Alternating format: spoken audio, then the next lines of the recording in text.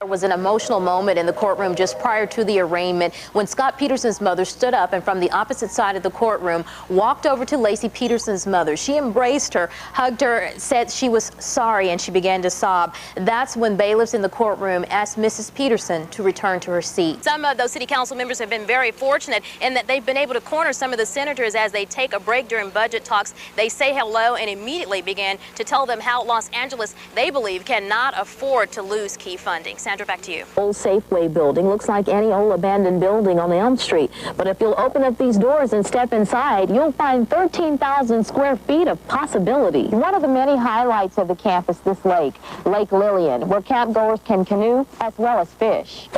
Children should never be left alone near water, and adults should never swim alone. This is my favorite part of the park, just sitting back in a deck chair, relaxing and having a cool drink. But if you want to come out and get involved and get in the water, there are some rules that you must follow.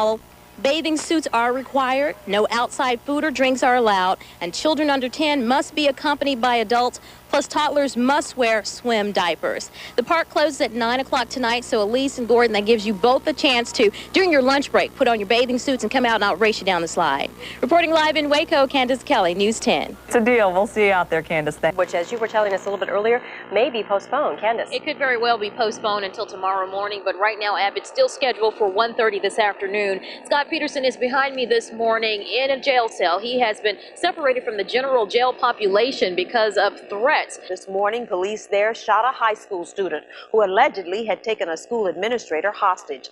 Kandice Kelly is outside the school with how today's standoff unfolded. Kandice. Good morning, Barbara. Students here at Rio Cazadero Continuation High School say they were terrified when they heard a number of round of shots rang out in their school. Many of them say they ran to duck for cover. Others say they watched as it happened as a student walked into the school and pulled out a 12-gauge shotgun. Good morning, Heather and Marshall. I tell you, it's really windy up here in Northern California. We're in an area that's called Blue Canyon. Protesters outside. They're here for one reason, and that's to create turmoil, and that's unfortunate. Security below. And above this week's AG convention. Inside, tight security. Those not a part of the ministerial conference and expo on agricultural science and technology watched the first day on monitors. Those lucky enough to get a seat heard lots of questions about solving world hunger, beginning with Africa. Anything that helps improve farming, helps improve the profitability of farming, cut down the use of chemicals and cuts down the use of other inputs, is going to help these people bring the level of prosperity. C.S. Prakash is a professor at the Tuskegee University. He's a leader in genetically engineered crops in Africa. But not all Africans in and around the convention agree that genetically enhanced foods will help to grow more and better food in starving nations. Unfortunately, the food that came in was genetically modified maize, and we discovered through a press conference that it was genetically modified, and the government rejected it. UC Davis graduate and executive director of Program Against Malnutrition in Zambia, Dr. Drina Narinda, says many African countries oppose and reject genetically enhanced foods. If this crop was contaminated, it would remove their sustainability and probably the right for them to produce these open pollinated varieties. It is an issue sure to be discussed throughout the duration of the conference amidst the protests. Backlash right here! The debate. We must have the use of technology. And effort to keep order. Ministers of agriculture from around the world hope a meeting of the minds in Sacramento will help to solve world hunger in a healthy and effective way in the future. Doris King called McLaren Chevrolet with an unusual request. She had won a car on The Price is Right and said she was kind of looking for the dealership she wanted to have deliver her new car. I'm thinking in the back of my mind, yeah, right. But it was right. Doris King won a brand new Chevrolet Cavalier on the show aired in November. And with her best friend of more than 40 years, she showed up at the dealership to pick up her new car. Come on, Louise, and get in. For the two retired Waco educators, it's the finishing touch after a trip that tried their friendship and ended in game show victory. Doris and I nearly fell out about going on this trip. I said the prerequisite for going on this trip is going to The Price is Right. And so then the next part was her not wanting to get up to go. We had to be at The Price is Right taping at 6 o'clock that morning. And I didn't want to go. And I said, I'm not going to go. And she kept insisting, so we went.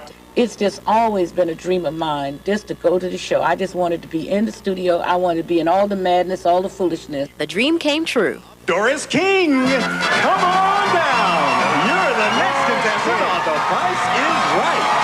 The audience seems to love Doris King. From to the Showcase Showdown. The guy sitting next to me said, you know, she might win both. I said, oh, please, my heart wouldn't hold it out. So I was so afraid they were going to have to take me to the hospital. No one won in the showcase. King bid just $10 over, but she walked away with more than $17,000 in prizes and her friendship with Louise People intact. I want to thank her for taking me to The Price is Right. It was an experience of a lifetime, and she's the cause of it. I told her I made her famous. King won the car, but today People was the big winner. I'd like to take her on a cruise with me that we're going on and pay her way to go. You know when to step back and when to move forward. You know when to give each other space. And that's what friendship is all about. Right. So was this Thelma and Louise? Absolutely. Thelma and Louise were tough. And our Doris and Louise, who weathered a storm, survived a national television appearance, and brought home a new car! Kandice Kelly, News 10, McGregor. A Belle Meade man has died after a motorcycle accident in Waco. It happened around 3 o'clock this afternoon when police say a man riding a motorcycle in the 3600 block of West Waco Drive collided with a car.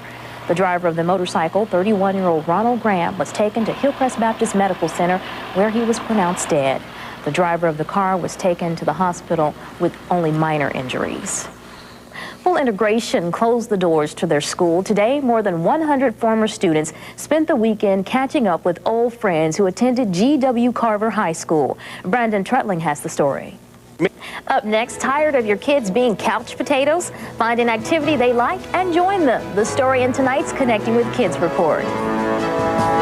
Good morning, Marianne, Nick. Scott Peterson is heading back to court later this morning for a very important hearing in his murder case. Jonathan Masaki joins us live from the Stanislaus County Courthouse in Modesto with more. Jonathan. Candice, you've been here before, so you know right now. Jonathan, when Scott Peterson was arrested, many legal analysts began questioning whether or not there would be a change of venue in this case. Are you hearing anything about that this morning? Well, certainly that is one of the discussions they will also be bringing. Thank you very much, Jonathan. Sacramento Sheriff's deputies are searching for a man accused of robbing a fast food restaurant. It happened about 8 o'clock Monday morning at the Burger King on Folsom Boulevard near Watt Avenue.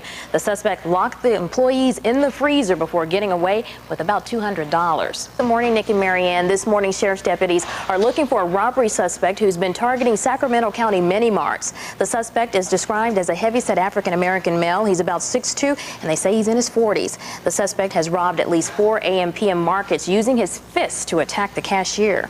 Last week, investigators say the suspect robbed the AM/PM at Madison and Manzanita and one on Marconi Avenue. A search continues in Placer County today for a man authorities believe drowned in the American River. It happened off Highway 49 in Auburn. 2 men went for a swim at the Auburn State Recreation Area. However, one of them never returned to shore. One witness tried to help. A Highway Patrol helicopter searched the canyon last night for the victim with no luck. Then it's the patented donuts in the infield to celebrate the win. All right. And I'll tell you that, when he does those donuts in the infield, the crowd goes wild. Everyone's like, oh. Yeah, that's what happens when I come to work in the mornings. I do donuts in the parking lot, and everybody's like, yeah, Candice is here. You better not tell the front office guys. Oh, I guess we shouldn't let them know. They were asking me who was doing that. I said, I don't know. All right. Thank you, Matt. Adam, a last quick check of our weather. Quick look at our weather coming up. Thank you so much for joining us. Catch News 10 this morning at 6 a.m. with Josh and Sharon. Good night.